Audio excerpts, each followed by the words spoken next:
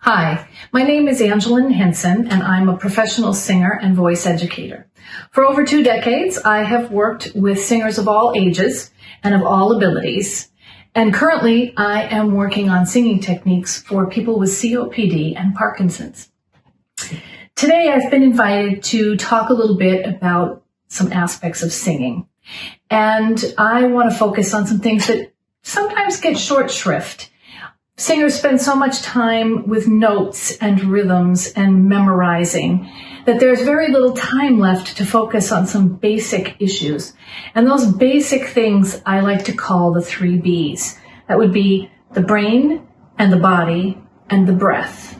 The idea being to focus the brain, engage the body, and activate the breath. All 3 of these things are very important for good, healthy, efficient singing.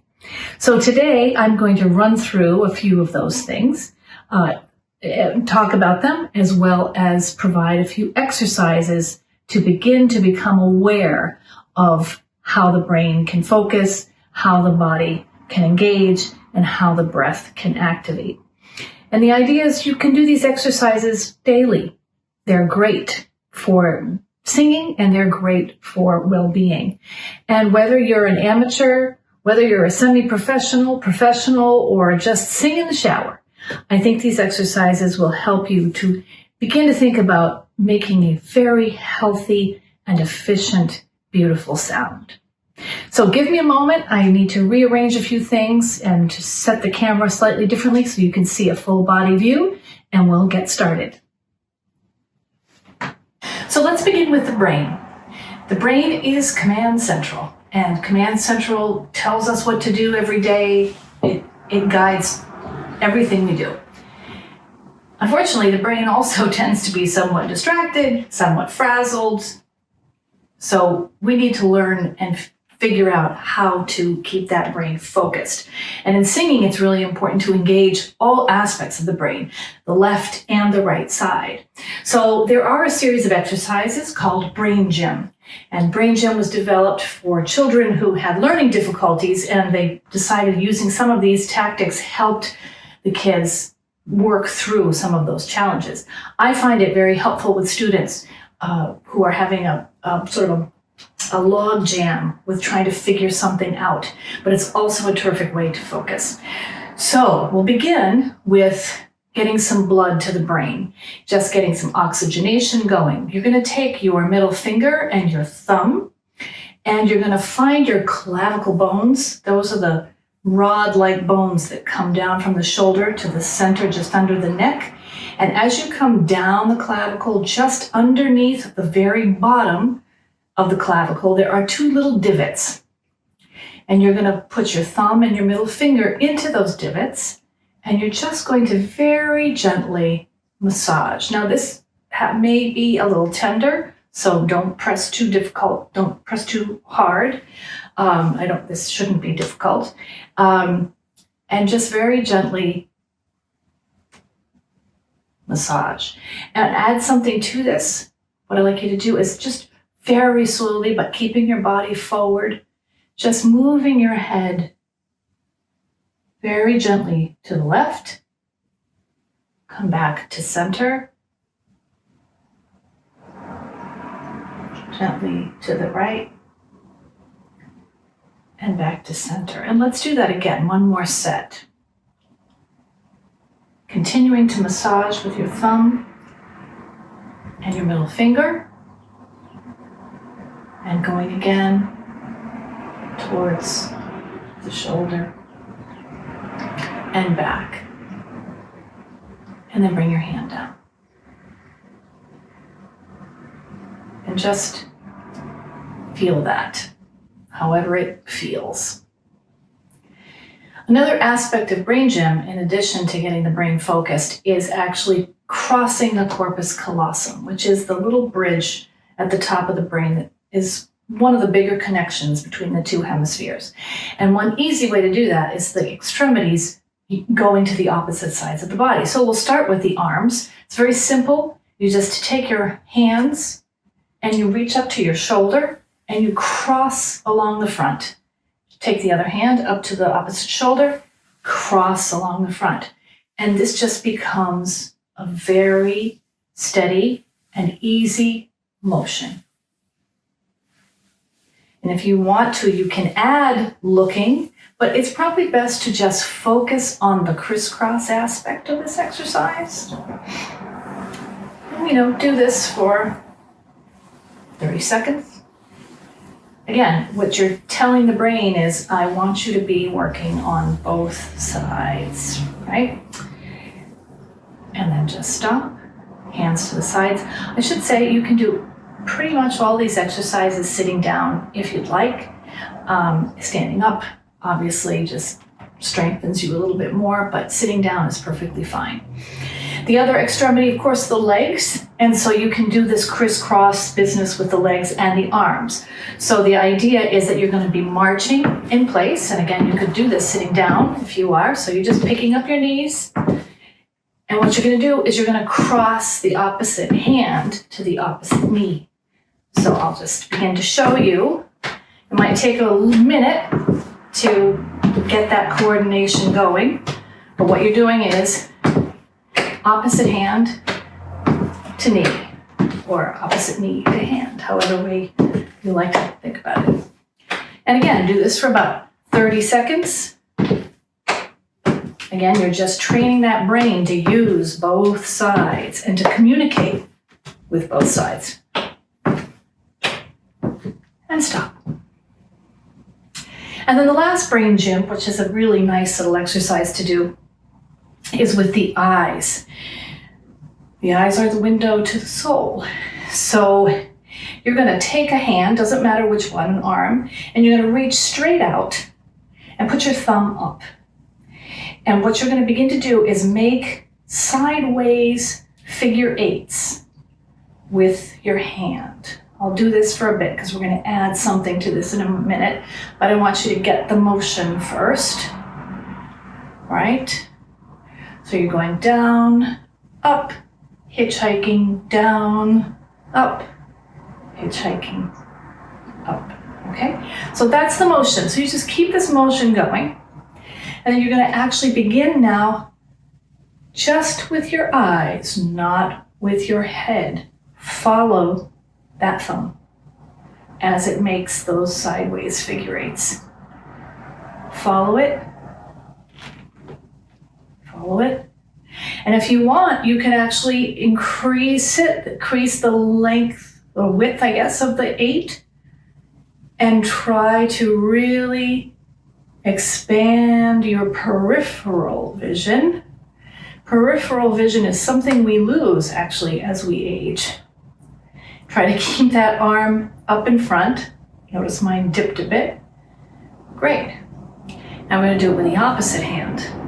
Out in front, and you're going to go the other way. And notice the difference. Is there a difference? Is this easier? Is it harder? Does it just feel different? You'll notice that your peripheral vision is better on the side where your arm is actually doing the eight. Makes sense, right? And there we go. Two more.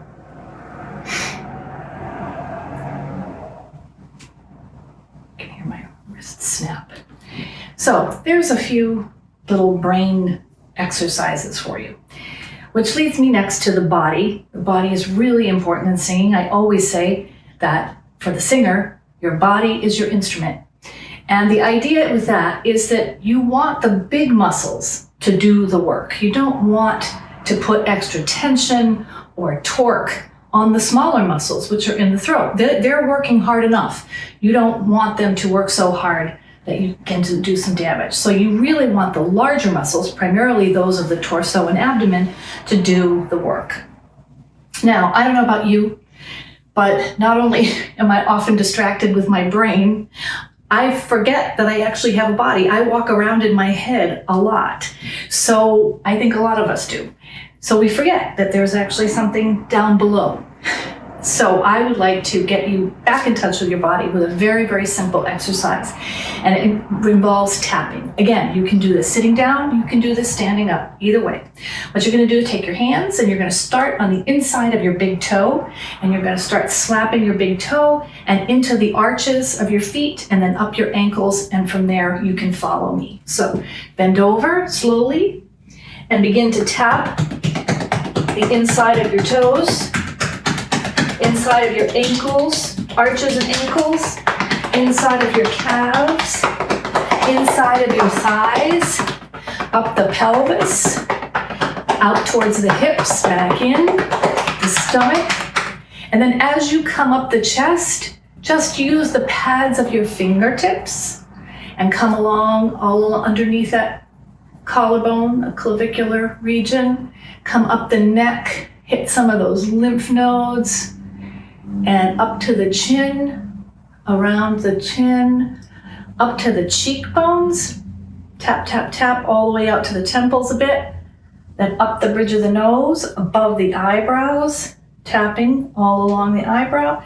Then come to the center of the forehead, up to the top of the top of your head. And there's that, tap that corpus callosum right there. And then come down the side. There we go. Down around the ears. And then come back down to the neck. Slap the neck. Use your hands again, slapping the shoulders. And then come down the sides of your body.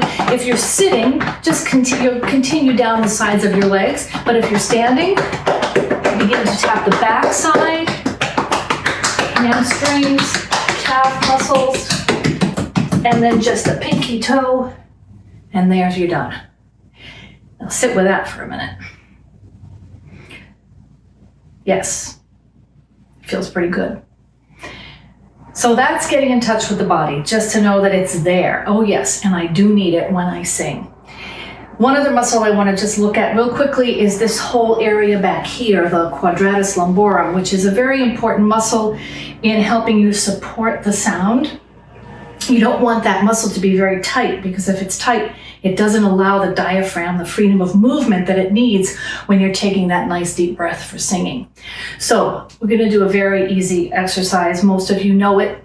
It's that stretch to the side, which really gives this part of the body a good stretch. Now, if you have back issues, just be careful, be gentle. Nothing should hurt. If it hurts, stop. As I say, if anything hurts while you're singing, stop. The best singing actually is when you feel nothing at all. So here we go. We're going to take a nice big stretch up and reach to this corner of your room. Actually, I'm tilting a little forward. There we go.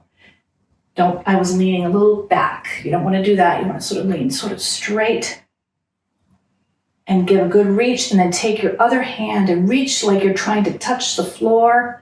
And that will give you an even deeper stretch. And if you really want to get a deep stretch, take the hand that's in the air and reach that palm, turn that palm around to the ceiling and really stretch. You can feel that all the way down your arm, all the way through your rib cage, and almost down to your hip. And whatever you do, just keep breathing. And then release that. Rib cage is a very important aspect too in singing, and this gives that a nice wake-up call. So let's do the other side. And you stretch, stretch, stretch. Stretch your fingers to the floor, and the other hand. Stretch as far as you can go. And then if you want a deeper stretch, turn that palm to the ceiling. And really get a stretch. Get a couple of good breaths in. And you might even get a little farther stretch, and then come back down. So that's a little exercise that helps you with that quadratus lumborum, very important muscle in singing. So we've touched on the brain, we've done a little bit with the body, and finally we'll look at the breath. Breath can be a very difficult thing to learn. I know I spent many years trying to figure it all out, because what singers have to do is not only breathe deeply, but they have to figure out how to let that air out, and to let it out in an efficient and smooth and easy way. So Let me tell you quickly about diaphragmatic breathing. The diaphragm is a muscle. It's absolutely automatic. You can't control it. You can't tell it what to do. It does what it does because that's what allows us to breathe. However, you can manage it with the muscles around it. It is attached here at the sternum and then back here. And it sits here as an upside down bowl. And when you inhale, it flattens. You exhale, it comes back up. So what singers do is get a nice big inhale and don't allow that diaphragm to pop up. Otherwise, you don't have the breath you need for the phrase. So this takes a while to kind of figure out, but we're going to at least get in touch with it a little bit. So we are going to before we do that, I want to do a little what we call negative practice. So most people breathe clavicularly, right? Those clavicles, they're a bit of a theme, I think, today. So what you don't want is this kind of thing. Right? Now I'm overdoing it, right? But you'd be surprised how many of us shallowly breathe. It doesn't do any good. Try it a couple of times. Notice what gets really tense. All of this area gets very tense. Not a good plan for singing. This needs to be free. So the diaphragm breathing is through the nose slowly and out the mouth slowly. Now, this out the mouth slowly might be tricky at first, but a nice slow breath in.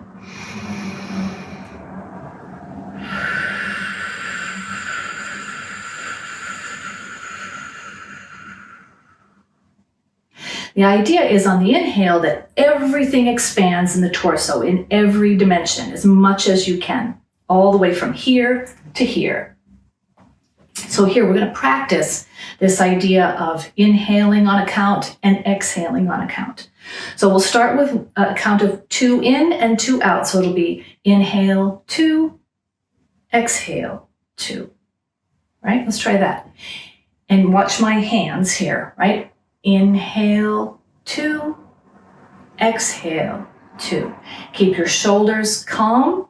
Keep your chest bone pulled forward. Let's try it again. Inhale 2 and exhale 2. In through the nose, out through the mouth. Let's try inhaling on 4, exhaling on 4. Inhale 2, 3, 4, and exhale 2, 3, 4. So let your arms sort of be that gauge. See, we can't see the air coming out of the mouth, but the air actually helps you measure as you go. So let's try that 4 again. Inhale 2, 3, 4, and exhale 2, 3, 4. Let's try 6. Let's try 6, and as you do 6, you'll notice your arms are going to come up higher. Inhale 2, 3, 4, 5, 6. Exhale 2, 3, 4, 5, 6. Now, if you get inhaled before 6, that's okay. Just hold it, and then when you're ready to come down on the count, exhale. But try to let that exhale last for 6 counts. Let's try that again. Inhale 2, 3, 4, 5, 6, and exhale 2, 3, 4, 5, 6. Good. And we'll do one last one. Inhaling on 8 and exhaling on 8. Okay. So again, if breathe in your nose, exhale through the mouth. If you need to make a s sound, that's okay, or a sh or a f. Either way, if you want to put a little friction in there, that's fine. But the idea is to have enough breath to actually let it take that time to exhale that breath on that very long count. So here we go. Inhaling on 8 and exhaling on 8. Ready? And inhale 2, 3, 4, 5, 6, 7, 8. And exhale 2, 3, 4, 5, 6, 7, 8. One more time.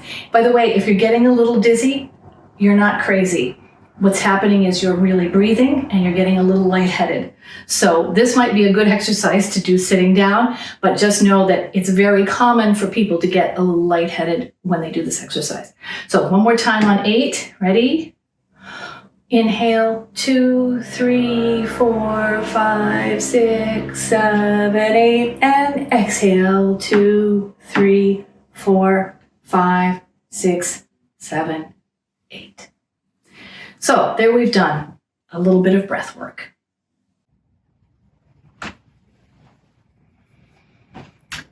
Well, we did it. We focused the mind, we engaged the body, and we activated the breath. 3 things that are so crucial to singing. I'm so glad we took the time to focus on those elements. I encourage you to take the time every day to do these exercises. They're not just good for singing, they're really quite good for general well-being. So thanks for your time today. I really enjoyed talking about what I love to talk about, which is singing and how to make a healthy, efficient, and beautiful sound.